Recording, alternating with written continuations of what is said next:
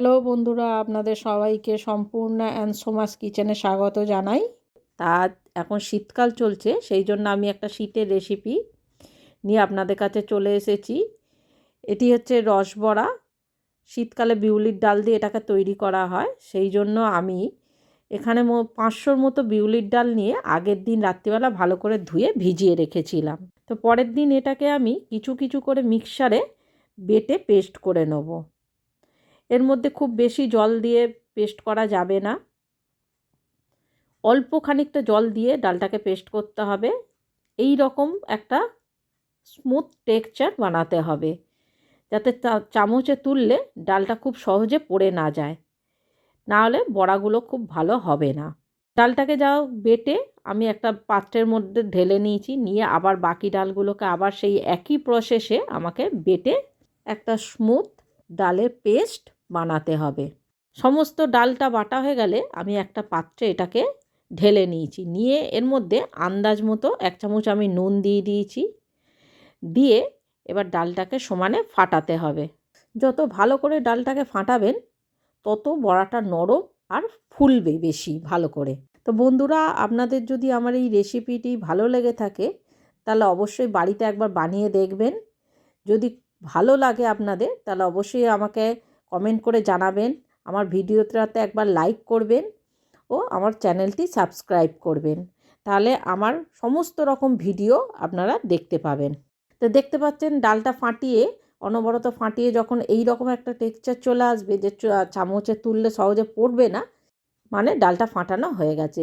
অপরদিকে আমি গ্যাসের মধ্যে একটা পাত্রে 1 লিটারের মতো জল নিয়ে তাতে কিছুটা গুড়, পাটালি গুড় যেগুলো হয় সেগুলো দিয়ে আমি একটা রস তৈরি করছি, যেখানে ডালের বড়াগুলো ভেজে এই রসের মধ্যে ভেজানো হবে। তো অপরদিকে আমি গ্যাসেতে কড়া বসিয়ে আন্দাজ মতো তেল দিয়ে দিয়েছি। তেলটা যেই সামান্য একটু গরম হবে তখনই সেই ডাল থেকে কিছুটা কিছুটা করে ডাল বড়ার আকারে এই তেলের মধ্যে আমাকে ছেড়ে দিতে হবে। এই সময় গ্যাসটাকে একদম মিডিয়াম লোতে রাখতে হবে, কারণ হাই ফ্লেমে রাখলে বড়াগুলো পুড়ে যাবে। সেই জন্য হালকা আঁচে বড়াগুলোকে ভাজতে হবে। তো দেখতেই পাচ্ছেন আমার ডালটা খুব ভালো করে ফাটানো হয়েছিল বলে তেলে দেওয়ার সাথে সাথে বড়াগুলো কীরকম ভেসে উঠেছে। বড়াগুলো যদি তেলে দেওয়ার সাথে সাথে এরকম ভেসে ওঠে তেলের মধ্যে, তাহলেই ভাববেন ডালটা খুব ভালো করে ফাটানো হয়েছে। এতে বড়াগুলো খুব নরম ও স্মুথ হয়ে থাকে। অন্যদিকে আমার গুড়ের যেই রসটা আমি বানাচ্ছি সেটা যখনই ফুটে উঠবে, কিছুক্ষণ ফুটবে, তখন এর মধ্যে আমি কয়েকটা 2-3টে তেজপাতা ও 4-5টা এলাচ দিয়ে ভালো করে নেড়ে চেড়ে ফোটানো হয়ে গেলে এটাকে অফ করে দেবো। খুব বেশি ফোটাতে হবে না, কারণ এটা তো খুব ঘন মিষ্টির শিরার মতো হবে না, মোটামুটি একটা মিষ্টির রস হলেই হবে। অন্যদিকে বড়াগুলো আমি ভালো করে লাল লাল করে ভেজে নিয়েছি, খুব লাল করে না, মোটামুটি যেই রং চলে আসবে বড়াগুলোকে আমি একটা ছাঁকনির সাহায্যে তেল ঝরিয়ে তুলে নিয়ে একটা পাত্রের মধ্যে রেখে দিলাম। তো এরম করে সমস্ত বড়া আমাকে তেল থেকে ছেঁকে তুলে নিতে হবে, নিয়ে পাত্রের মধ্যে রেখে দিতে হবে। দিয়ে এবার এই গরম বড়াগুলোকে আমার সেই গরম রসের মধ্যে তখনই ছেড়ে দিতে হবে। রসের মধ্যে ছেড়ে এটাকে এবার একটু নেড়ে চেড়ে দিয়ে এবার রেখে দিতে হবে ফের। এই তেলের মধ্যে বাকি যে ডালটা বাটা রয়েছে সেই ডাল থেকে আবার বড়া যেটুকুনি হয়েছে সেইটুকুনি আবার বড়ার আকারে এটাকে দিয়ে দিলাম তেলের মধ্যে সবটাই দিয়ে আবার এটাকে হালকা আঁচে আমাকে ভাজতে হবে। খুব বেশি লাল লাল করা যাবে না, মোটামুটি এরকম রং ধরলেই আবার এগুলোকে আমি তেল থেকে ছেঁকে তুলে নিলাম।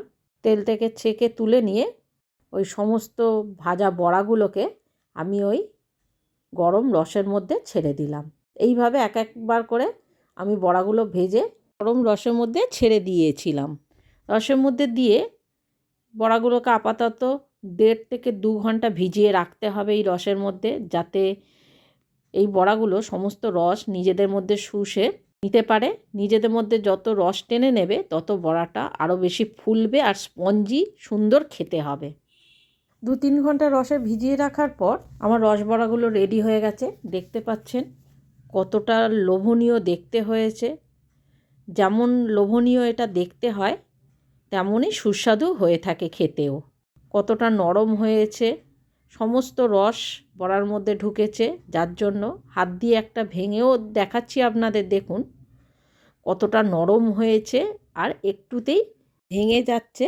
তাহলে কতটা নরম আর তুলতুলে হয়েছে। তেমন এটা খেতেও খুব সুন্দর হয়ে থাকে। অবশ্যই বাড়িতে একবার নিজেরা বানিয়ে দেখুন, সকলেই আপনার প্রশংসা করবে। আর এখন তো শীতকাল, নানা রকম মিষ্টি জাতীয় খাবার তৈরি করারই সময়। অবশ্যই বাড়িতে এটা বানিয়ে সকলের মন জিতে নিন।